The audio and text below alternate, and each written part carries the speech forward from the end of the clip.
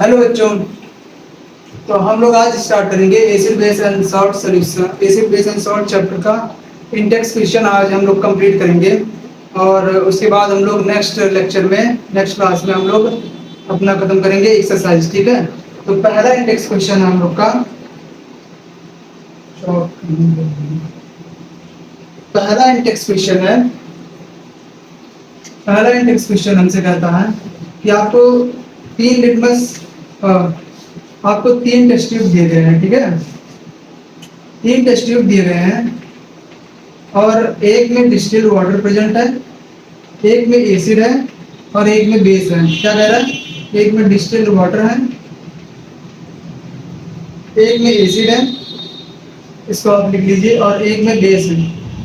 अब फिर ये हमसे क्या कह रहा है कि आपको केवल रेड लिटमस पेपर दिया गया है, तो आप कैसे तीनों टेस्ट ट्यूब के कंटेंट को आइडेंटिफाई करेंगे। मतलब कौन सा जो हमारा कंटेंट है वो एसिडिक है, कौन सा हमारा बेसिक है और कौन सा हमारा डिस्टिल्ड वाटर है। ठीक है, तो ये क्या होता है, रेड लिटमस पेपर की कैरेक्टरिस्टिक क्या होती है कि अगर हम लोग इसको बेसिक सोल्यूशन में डिप करते हैं तो ये किस में चेंज हो जाता है? ब्लू कलर में। और ब्लू लिटमस पेपर क्या होता है, अगर हम लोग इसको एसिडिक सोल्यूशन में डिप करेंगे तो ये किस में कन्वर्ट हो जाएगा? रेड में। इसी कॉन्सेप्ट पे हम लोग को, इसी कॉन्सेप्ट से आइडेंटिफाई करना है।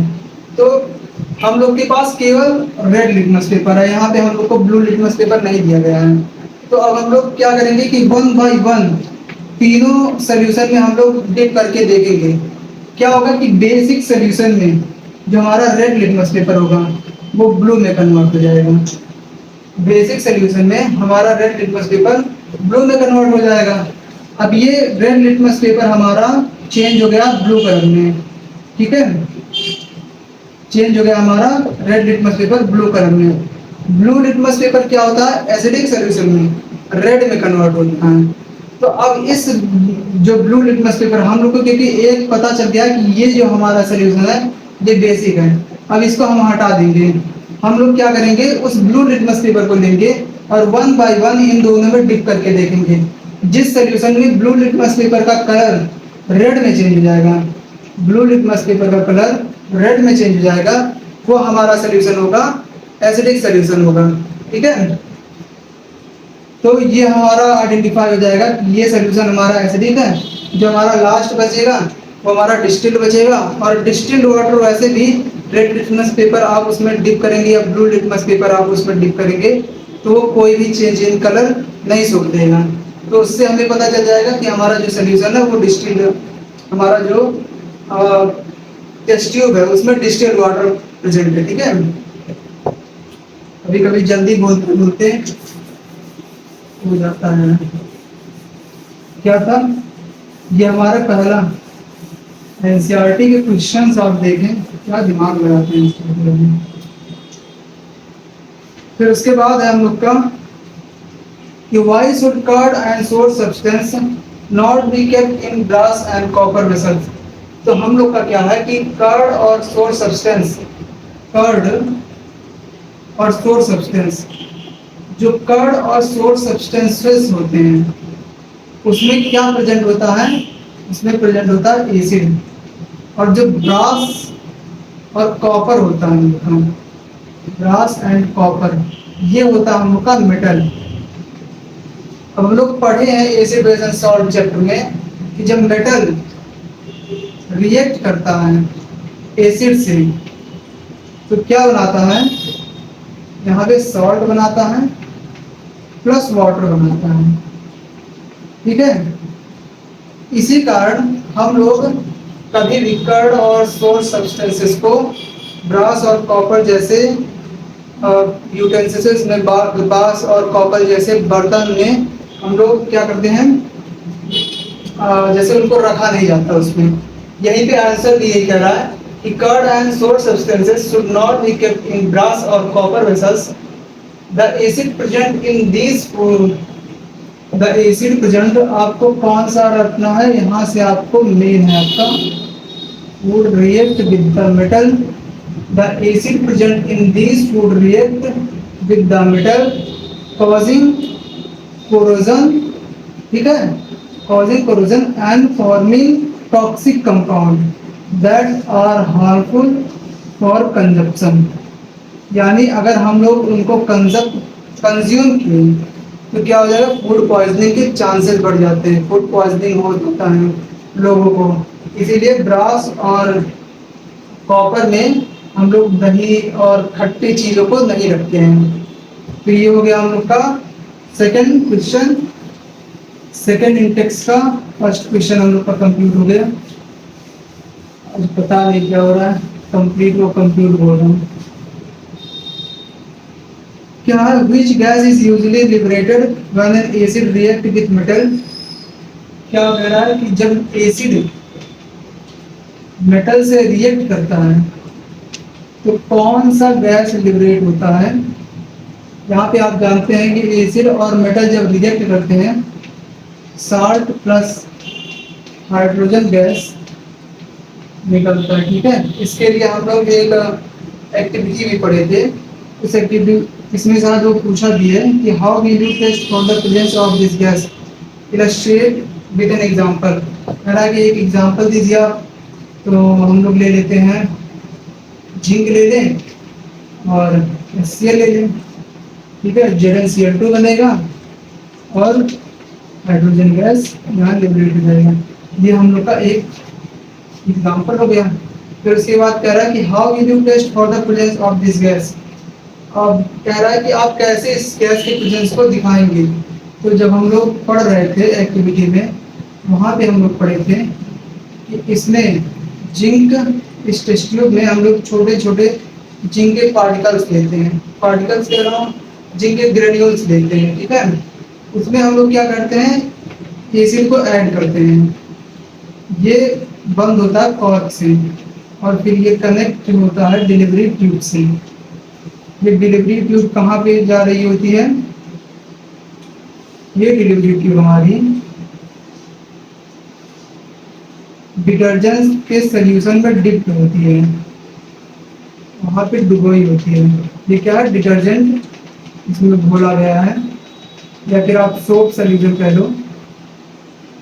तो यहाँ पे क्या हो रहा है कि जब जिंक रिएक्ट कर रहा है HCl से, हाइड्रोजन गैस यहाँ पे बन रहे हैं, हाइड्रोजन गैस, ये हाइड्रोजन गैस पास हो रहा है डिलीवरी ट्यूब से इस डिटर्जेंट सॉल्यूशन में।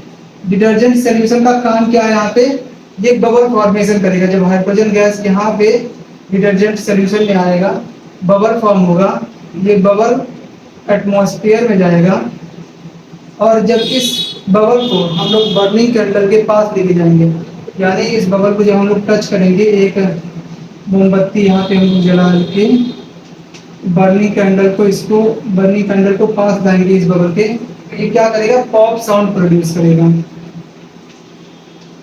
पॉप साउंड प्रोड्यूस करेगा, जो कि कैरेक्टरिस्टिक होता है हाइड्रोजन गैस।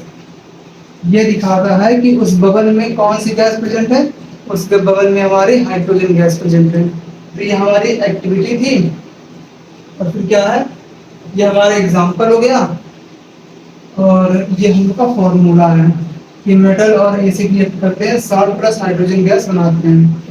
फिर उसके बाद क्या है, कह रहा है कि मेटल कंपाउंड ए, इसको मिटा दे रहा हूँ। अब कह रहा है कि metal compound A react with dilute hydrochloric acid to produce effervescence। Metal compound हमारा ए रिएक्ट कर रहा है dilute hydrochloric acid to produce effervescence। The gas evolved extinguishes a burning candle। effervescence क्या होता है कि मतलब बजिंग साउंड, जैसे जब कोई गैस रिलीज हो रही होती है तो गैस के रिलीज को ही यहाँ पे जैसे छोड़िए आप डिस्क्राइब करने में, the gas evolve extinguishes a burning candle. क्या कह रहा है कि जो गैस हमारी इवॉल्व हो रही है वो एक बर्निंग कैंडल को एक्सटिंग्विश कर दे रही है, यानी बुझा दे रही है। आप जब बर्निंग कैंडल को उस गैस के पास ले जा रहे हैं तो बर्निंग कैंडल बुझ जा रहा है। मतलब वो जलना बंद कर दे रहा है। फिर क्या कह रहा है कि right the balance chemical equation for the reaction with the compound form is calcium chloride. कह रहा है कि कैल्शियम क्लोराइड फॉर्म कर रहा है और बर्निंग कैंडल के पास जब हम लोग उस गैस को ले जा रहे हैं तो बर्निंग कैंडल को बुझा दे रहा है। तो हम लोग जानते हैं कि बर्निंग कैंडल को कौन बुझाता है? CO2, क्योंकि ऑक्सीजन हमेशा हेल्प करता है जलने में, ठीक है। ऑक्सीजन हेल्प करता है जलने में और CO2 प्रिवेंट करता है बर्निंग को। तो CO2 जो हमारा है वही होगा वहां पे। हम लोग जैसे क्या पढ़े थे कि जब मेटल कार्बोनेट HCl से रिएक्ट करता है यानी एसिड से रिएक्ट करता है तो क्या फॉर्म करता है? सॉल्ट, वाटर और कार्बन डाइऑक्साइड। यहाँ पे ये हम लोग को एक हिंट दिया है कि कैल्शियम क्लोराइड फॉर्म कर रहा है, CO2 फॉर्म कर रहा है, इसके साथ हम लोग को H2O मिल ही रहा होगा। अब ये हमसे पूछ रहा है कि वो कंपाउंड ए क्या है। यहाँ पे देखिए कैल्शियम क्लोराइड फॉर्म हो रहा है, यानी केवल दो ही हम लोग जैसे दो ही फॉर्मूला पढ़े हैं जिनसे CO2 रिलीज होता है। एक है हम लोग का मेटल कार्बोनेट, एक हम लोग का मेटल कार्बोनेट और एक है मेटल हाइड्रोजन कार्बोनेट। एक है हम लोग का मेटल कार्बोनेट और एक है मेटल हाइड्रोजन कार्बोनेट। कैल्शियम का हाइड्रोजन कार्बोनेट हम लोग के इस कोर्स में है नहीं और यहाँ तक होता भी नहीं है। तो कैल्शियम का क्या होता है? केवल कार्बोनेट होता है। यहाँ पे वो कंपाउंड क्या होगा? CaCO3 होगा जो HCl से रिएक्ट कर रहा है, CaCl2 बना रहा है, CO2 बना रहा है प्लस वाटर बना रहा है, ठीक है। तो वो एक कंपाउंड क्या है? कैल्शियम कार्बोनेट है। तो इस तरह से आपको आइडेंटिफाई करना होगा, क्योंकि जब हम लोग बोर्ड में पढ़ रहे थे तो ऐसा एक क्वेश्चन बोर्ड के एग्जाम में आया था, ठीक है। तो ये है कैल्शियम कार्बोनेट, बट जो हम लोग का कंपाउंड ये है CaCl2, जो हम लोग का गैस है CO2 है और H2 है। ये हो गया थर्ड क्वेश्चन।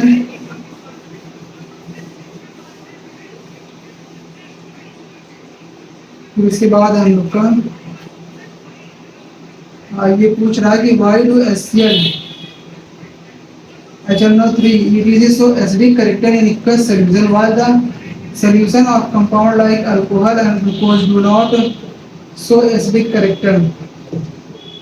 तो ये कह रहा है कि जैसे HCl है हम लोग का HNO3 है, वो एक्वस सॉल्यूशन में क्या कह रहा है? कह रहा है कि एक्वस सॉल्यूशन में ये एसिडिक करेक्टर शो करते हैं, लेकिन हम लोग का ग्लूकोज और अल्कोहल ये दोनों क्यों नहीं शो करते हैं? तो इसका आंसर यही है कि glucose and alcohol do not release H+ ion in aqueous solution, ठीक है। ग्लूकोज और अल्कोहल H+ आयन रिलीज नहीं करते हैं एक्वस सॉल्यूशन में, इसीलिए क्या करते हैं ये दोनों हमारे एसिडिक करेक्टर शो नहीं करते हैं। सिंपल सा आंसर। फिर why does an aqueous solution, क्या कह रहा है? Why does an aqueous solution of N acid conduct electricity. Aqueous solution acid का, यहाँ पे एसिड का इलेक्ट्रिसिटी क्यों कंडक्ट करता है? एक्वस सॉल्यूशन एसिड का इलेक्ट्रिसिटी इसलिए कंडक्ट करता है क्योंकि उसमें आयंस प्रेजेंट होते हैं। तो आंसर क्या होगा? Due to presence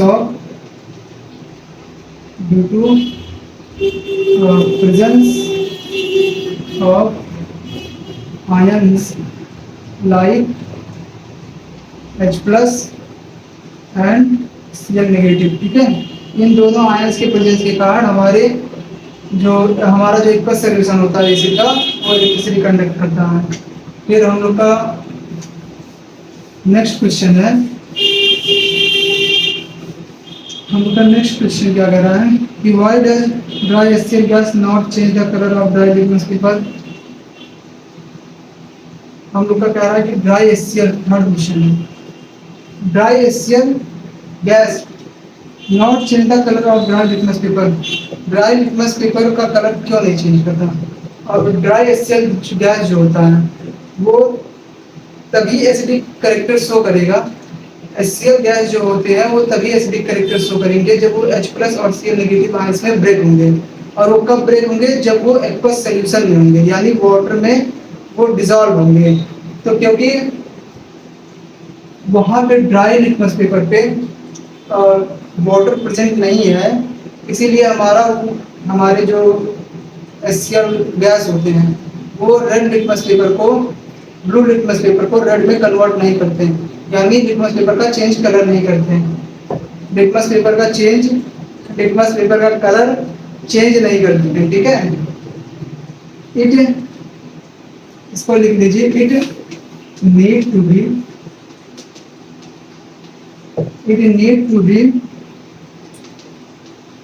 in aqueous solution to act as acid and release H plus N, ठीक है। ये हो गया it need to be in aqueous solution. Why does dry HCl gas not change the color of dry litmus paper?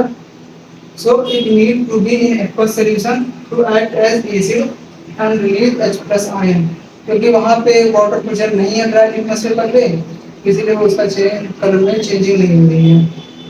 फिर उसके बाद हम लोग का क्वेश्चन है कि while diluting in acid, why is it recommended that acid should be added to water and not to the acid? इसमें क्या होता है कि due to exothermic nature of the process, due to exothermic nature of the process, a large amount of heat is evolved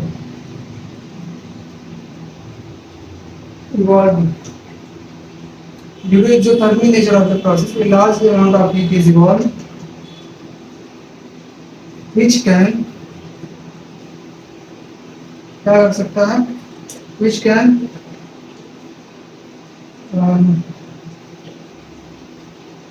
cause the mixture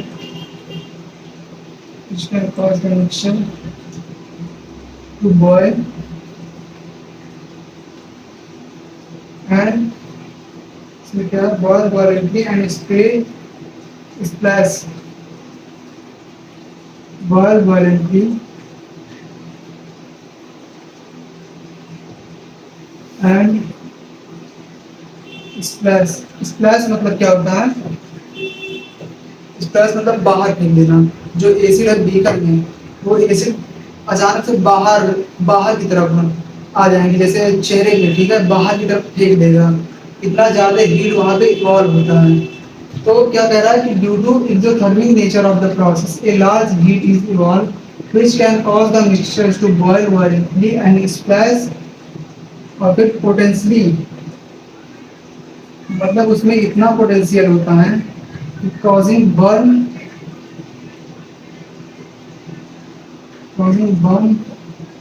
and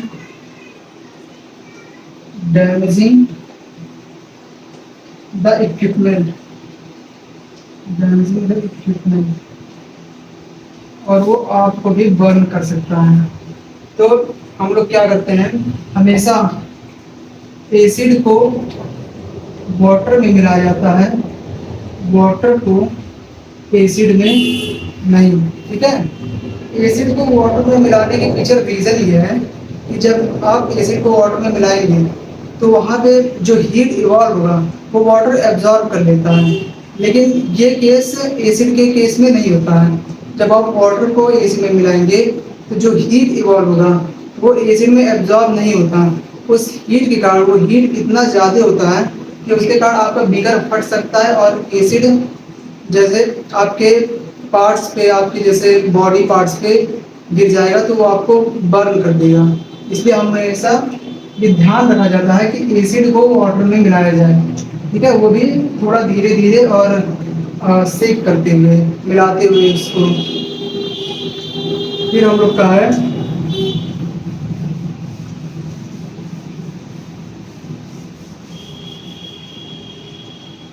कि how is the concentration of hydronium, how is the concentration of hydronium ion affected when A solution of N acid is diluted. जो हम लोग का question है कि hydronium ion के concentration पे क्या इफेक्ट पड़ता है। तो hydronium ion H3O plus increase होता है, इसका जो कंसंट्रेशन होता है, या फिर आप लिख दीजिए concentration of H3O plus increases, ठीक है, ये हो गया आंसर। तो ये आंसर होगा। फिर क्या है, how is the concentration of hydroxide ion affected when excess base is dissolve in a solution of sodium hydroxide. कह रहा है कि सॉल्यूशन ऑफ सोडियम हाइड्रोक्साइड में जब आप एक्सेस बेस डिसॉल्व करते हैं तो फिर OH के कंसंट्रेशन पे क्या इफेक्ट पड़ेगा। OH का कंसंट्रेशन बढ़ेगा ही, ठीक है, ये भी इंक्रीज ही करेगा। क्या कह रहा है, affected when excess base is dissolved in a solution of him, तो OH का कंसंट्रेशन इंक्रीज करेगा इस केस में भी। और फिर है हम लोग का you have two solution A and B, the pH of solution A is 6 and the pH of solution B is 8। कह रहा है कि आपको दो सोल्यूशन दिया गया है, एक का pH 6 है और दूसरे का pH 8 है। किसमें H प्लस का कंसंट्रेशन ज़्यादा होगा, 6 वाले में H प्लस का कंसंट्रेशन ज़्यादा होगा, और जो द इसमें H प्लस का कंसंट्रेशन कम होगा। ये हमारा एसिडिक होगा और ये हमारा बेसिक होगा, ठीक है, सिंपल सिंपल क्वेश्चन है। और what effect does the concentration of H plus ion have on the nature of solution. मतलब सॉल्यूशन के नेचर पे H प्लस आयन का कंसंट्रेशन बढ़ने या घटने पे क्या प्रभाव पड़ता है उसके नेचर पे। तो अगर ये मान लीजिए एक सॉल्यूशन है, इसमें H प्लस बढ़ेगा तो इसकी एसिडिटी बढ़ेगी, एसिडिटी बढ़ेगी। H प्लस घटेगा, H प्लस घटेगा तो बेसिसिटी बढ़ेगी, बेसिसिटी बढ़ेगी, ठीक है। फिर do basic solution have also have H plus ion. तो हाँ, बेसिक सॉल्यूशंस में भी H प्लस आयन होता है। तो पूछ रहा है कि अगर बेसिक सॉल्यूशन में भी H प्लस आयन होता है तो वो एसिडिक क्यों नहीं होते, वो बेसिक क्यों होते हैं। बेसिक सॉल्यूशन में H प्लस आयन होता है, क्वेश्चन कौन सा है, हाँ, बेसिक सॉल्यूशन में भी H प्लस आयन होता है, पर H प्लस आयन का जो कंसंट्रेशन होता है वो OH आयन से कम होता है, ठीक है। इसका जो कंसंट्रेशन है OH आयन का कंसंट्रेशन ज़्यादा होता है बेसिक सॉल्यूशन में, और H प्लस आयन का कंसंट्रेशन कम होता है, इसलिए जो हमारा सॉल्यूशन होता है वो बेसिक नेचर का होता है। फिर चौथा, under what soil condition do you think a farmer would treat the soil of his field with quicklime. कह रहा है कि सॉइल का कंडीशन क्या होगा, मतलब एसिडिक होगा, बेसिक होगा, न्यूट्रल होगा। किस कंडीशन में एक जो हमारा फार्मर है, एक किसान है, वो CaOH का होगा, कैल्शियम हाइड्रोक्साइड का यूज करेगा या फिर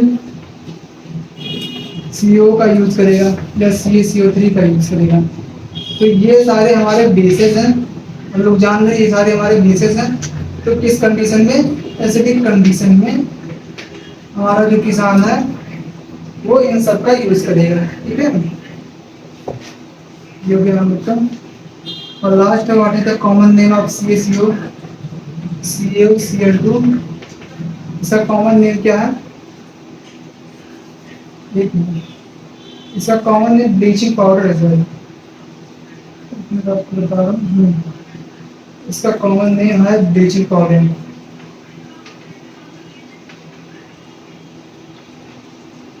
कॉमन नेम ब्लीचिंग पाउडर, और ऐसे क्या नेम है इसका, कैल्शियम ऑक्सीक्लोराइड।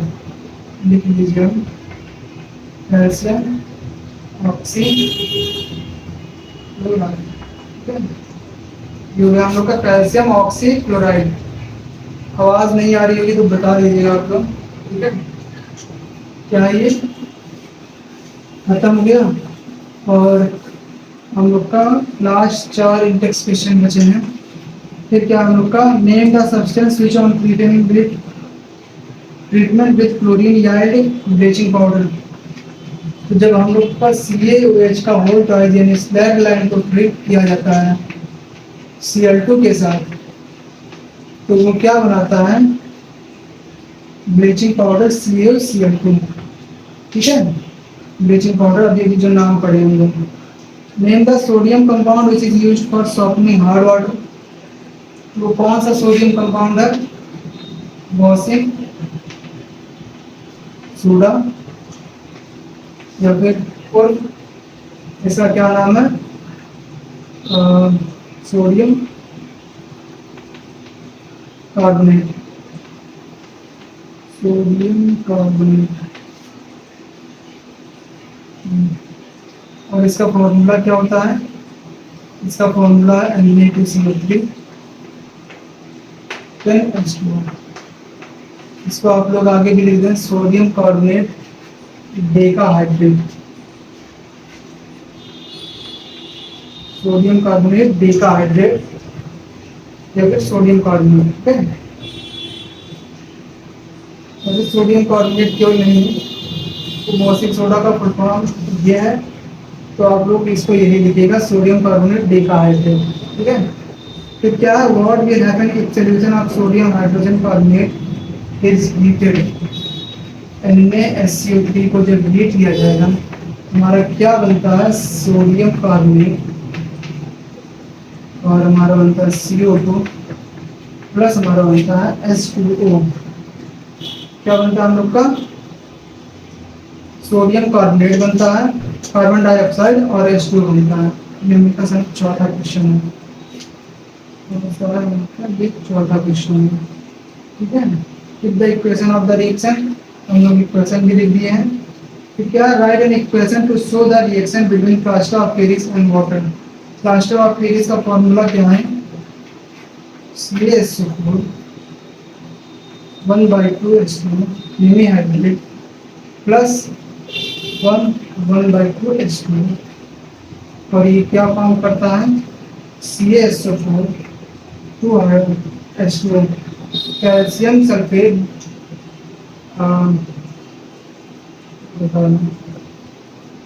कैल्शियम, इसका नाम है जिप्सम, इसका नाम था कैल्शियम सल्फेट।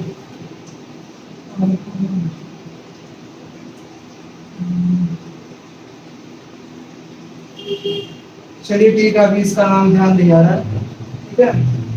पर जो कॉमन नेम है वो जिप्सम है।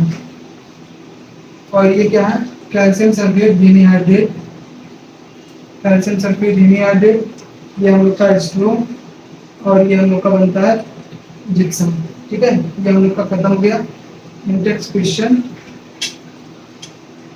तो हम लोग नेक्स्ट क्लास में, मैं इसका आपको नाम भी बता दूंगा, नेक्स्ट क्लास में हम लोग का था एक्सरसाइज कंप्लीट करना है, तो इसको हम लोग नेक्स्ट क्लास में करेंगे, तब तक आप रिवाइज करते रहेंगे, ठीक है।